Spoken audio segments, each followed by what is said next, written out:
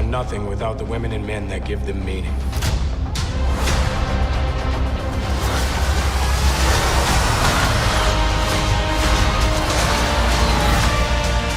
That shit represents a lot of things to a lot of people.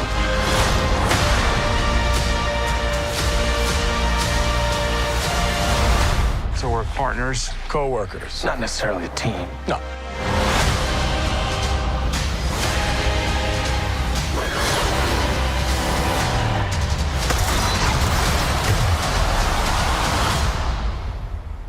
We look damn good, though.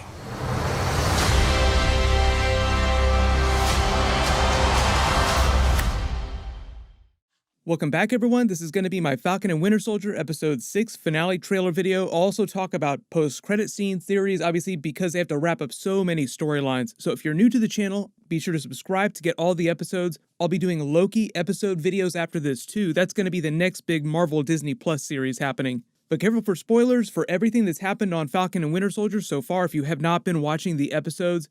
Obviously, starting with that post-credit scene there, John Walker making himself a new Captain America shield. I'm sure that will totally end well for him. Still wearing the Captain America costume that he was given when the government named him Steve Rogers' successor, except the whole thing here is he's giving off this really dark, twisted Iron Man 1 energy with this scene. The way they play the hammer strikes before the scene starts, like it starts in black with the hammer strikes, then they show the montage of him banging on the shield the exact same way that Iron Man forged the Iron Man Mark I armor. John Walker made that shield in a cave with a box of scraps. Everyone post all the memes. And the funny thing about that Iron Man moment, it's so iconic. Marvel has used it in so many of their trailers the last several years. They actually ended Avengers Endgame, the credits, with the sound of I think 5 hammer strikes. It was the closest thing that we got to an Avengers Endgame post-credit scene. Although technically there were some post-credit scenes that were supposed to happen that they wound up just sort of cutting out because they turned them into Disney Plus series. Like there was going to be a WandaVision post-credit scene setting up the events of WandaVision Episode 1, but Paul Bettany said that Kevin Feige called him and said, we gotta cut the scene because we're just gonna save that for when we get to the WandaVision episodes. But they did actually film footage in Avengers Endgame that was going to be for a post-credit scene for his character, for Vision and Wanda. But the whole thing with the hammer strikes is if you actually listen, if you rewatch Avengers Endgame, after the actual credits, you just hear 5 hammer strikes, and it's meant to be the bookend. Like you begin with Iron Man 1, he influences so much of the tone of all the movies that came during the Infinity Saga, so it only made sense that they would end the Infinity Saga with an Iron Man moment, the most iconic Iron Man moment, next to him snapping the Infinity Gauntlet. Only the whole thing with John Walker here is that he's on the fast train to Crazy Town. Like, obviously, he doesn't think that he's crazy. He thinks that he's the only sane person here, like yelling at this big panel who's trying to take the title of Captain America away from him, basically giving him everything but a dishonorable discharge. They took away all of his benefits, his rank, pretty much everything, told him that he basically had to take a giant L for the rest of his life. So the way they're telling his story, they want his character to feel like the government, the military that spent his whole life up to this point training him to be this weapon, telling him that he was special, that he was the next great hope for the country, to feeling like they discarded him like a piece of trash, which is a common theme of veteran stories, so they obviously want you to sympathize with him a little bit, like the government just kind of throwing him away when they're done with him. Like in real life, you hear about veterans suffering from PTSD, other kinds of disorders that they get after they're discharged, and a lot of them wind up becoming homeless, addicted to drugs. Tom Holland, Mr. Spider-Man himself, even just did a movie with the Russo brothers, the people who got done directing Avengers Infinity War, Avengers Endgame,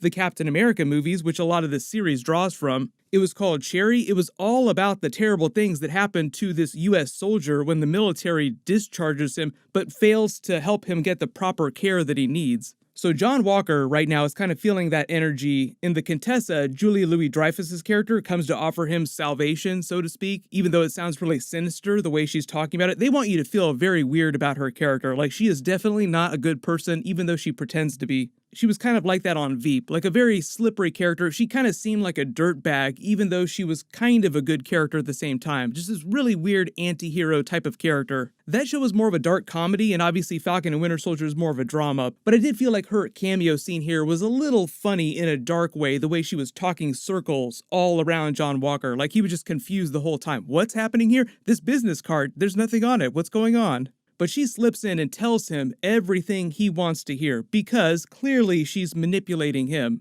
You taking the super soldier serum was the best thing that ever happened to you. It's made you very attractive to, quote-unquote, some people. People basically looking for mercenaries to hire, people with nothing left to lose. That's basically what her character is all about in the comics, though, manipulating people the same way that Baron Zemo is a master at manipulating people. She is 100% bad news, obviously. But he's eating this all up because the sting of feeling betrayed by his government is so fresh. So he is on his way to going full Karen on Falcon, Winter Soldier, and the Flag Smashers in the finale. Like the Karen version of Captain America, the same way Scarlet Witch went full Karen during WandaVision for a little while. They never really addressed that during WandaVision, like she just kind of flies off at the end of the series like, oh wait a minute, didn't you manipulate and trap all these people here for a whole week? We didn't really address that. So I think the question with John Walker's character isn't so much what he's going to do next. We all expect him to go off the rails. It's more about how they're going to set him up to be more the US agent character from the comics and potentially join the first version of the MCU Thunderbolts team.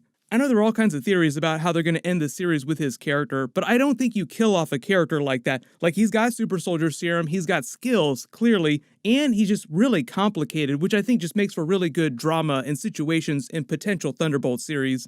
The whole thing with that, though, is that in order to be a member of the Thunderbolts, you kind of have to start out being a criminal in prison. That's the whole deal. It's like Marvel's version of the Suicide Squad. So that would mean that he'd have to be arrested at the end of Falcon and Winter Soldier in the finale at some point. They could potentially arrest him for violating the government's order to stand down and no longer act in any capacity against the Flag Smashers, which clearly he doesn't listen to because we see him fighting them in the finale trailer.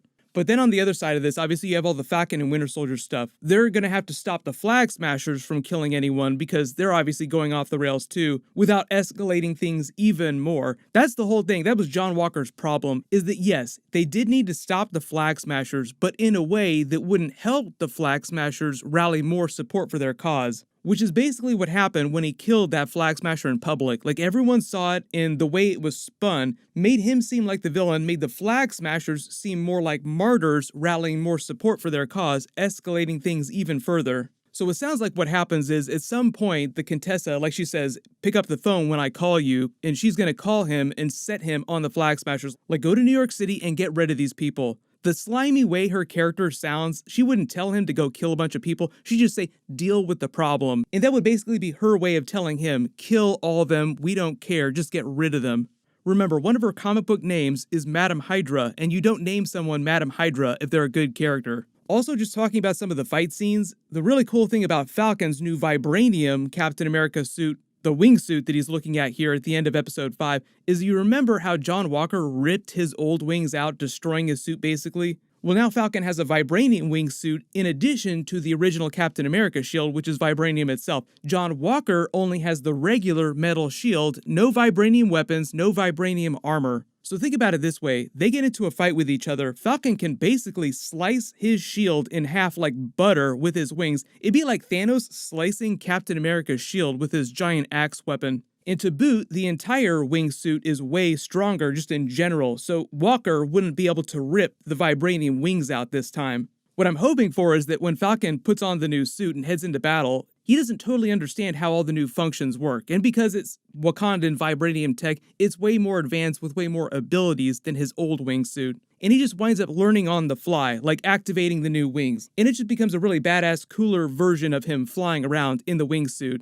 We've seen him use the wingsuit in fights before, like the Batroc scene during episode 1. Just imagine a much bigger, badder version of that happening with the vibranium version of the suit. Also, you have to remember that Batroc is going to be going after him in the finale too, so it's like he's got to fight John Walker and he's got to fight Batroc at the same time as well. That vibranium is going to come in handy. The finale is supposed to be over 60 minutes long, so obviously there are a whole bunch of storylines to wrap up. Hopefully they answer all the bigger questions. They got into a bit of a problem during the WandaVision finale. Because of the virus shutdown, they had to cut a whole bunch of scenes that resolved some of the storylines. So that's why in the actual version of the finale that we wound up watching for WandaVision, it just felt like there was a lot of stuff that was missing. Like, wait a minute, you didn't answer all these questions that you picked up on during the series. Hopefully, because they had a little extra time to finish the Falcon and Winter Soldier episodes, they don't have the same problem. The whole thing with the Contessa character, Julia Louis-Dreyfus's character, I'm not expecting a ton with her in the finale, but she might wind up being the person at the end of the show, or in a post-credit scene, who contacts John Walker and Zemo about the Thunderbolts. Like, instead of Thunderbolt Ross, who a lot of us have been expecting to put the Thunderbolts together in the MCU,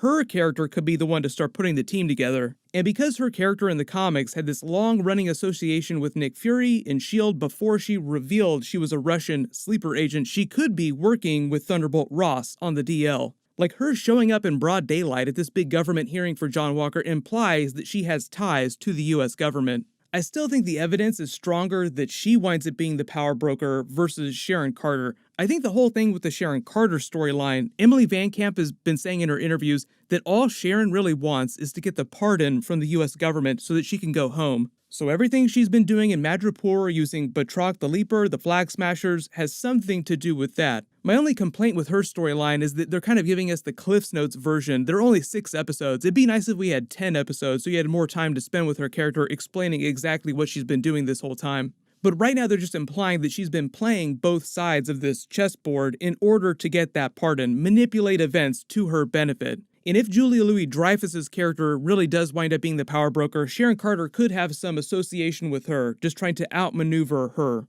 I would love for Thunderbolt Ross to secretly be the power broker because the storyline is all about the Super Soldier Serum, the Weapons Plus program. But right now, there's just been no overt clues or hints that he's going to show up on the series, and we've just got this massive cameo scene with a huge actor, Julia Louis-Dreyfus, playing a comic book villain from the comics who pretends to be a good person working inside S.H.I.E.L.D. and the government. So it just feels like they're setting her character up for an even bigger reveal. Like, they wouldn't just bring her on for 5 seconds and then you never see her again. Obviously, something bigger is going to happen with her character. So early theory, I think that they bring her character back in future Marvel Disney Plus series and Marvel movies, like hopefully for the Thunderbolt series when they get around to making that. But everyone post all your predictions for the finale in the comments below. I'll be doing a couple more bonus videos for Falcon and Winter Soldier in the next couple of days, so just leave all your requests or your big questions in the comments. There was also some really cool Spider-Man 3 No Way Home Dr. Octopus news, so I'll do a video for that soon too.